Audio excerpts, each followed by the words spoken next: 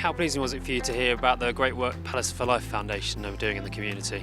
It's inspiring. I've met some of the young people whose lives have been transformed for the better as a result of the Palace for Life Foundation's work. I've also met some of the coaches who are themselves quite inspiring, and it's a really good example of the club giving something back, and as a South Londoner I'm really proud.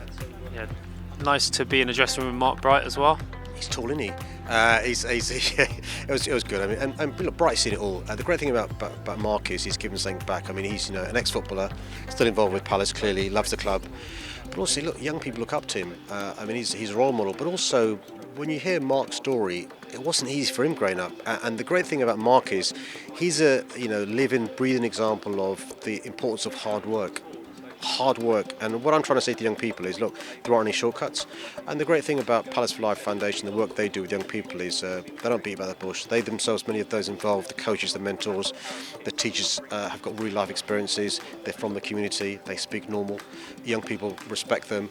And it's fantastic. Bright took me to the changing room, and it's as a football fan, it's great to be there. First time I've been inside the changing room, and it's an experience that these young people benefit from. A player who's in that dressing room every other week, Wilfried Zaha, he credits Premier League kicks with keeping him occupied, keeping him from getting into trouble. Footballs can be really useful, can't it? Well, all sport in general, in helping to lead people down the right path. Sport and football in particular has got this huge power to change people's lives for the better. Not everyone's going to be an elite sportsman like Wilfried Zaha or Mark Bright. I mean, Zaha's idolised around the world, not just amongst Palace fans. I'm not saying every young person can be a Wilfried Zaha or a Mark Bright, but you don't need to be, because sport is fulfilling even without being an elite Premier League footballer. You can be a fan, you can get active, play Sunday League football or five-side football. We've got a big issue with young people who are obese or overweight, big issue with mental health issues, big issue with violent crime, big issue with young people having a postcode lottery, not mixing with other kids because of where they're from. Football can do with all that. I mean, some of the young people who play Premier League kicks or get involved in Palace for Life Foundation aren't from the same school, but they become mates, boys and girls. One of the great things about the foundation is they're reaching out to communities who previously haven't been involved in sports, the Asian community in particular, doing work with those who've got Downs. And so, I'm really proud of this club.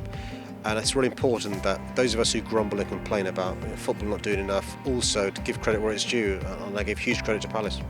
And finally, you mentioned you're a proud South Londoner. The club's mantra is South London and proud.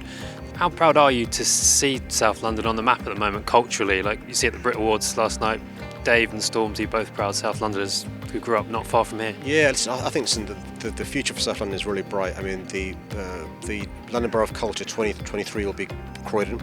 Croydon, of course, being responsible for huge successes from Stormzy to Dave, Adele.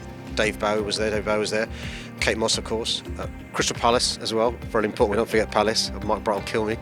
And it's really important that we're upbeat and confident. Look, in the past, South London's been neglected. If you look at where the tube stations are, most of them are in North London.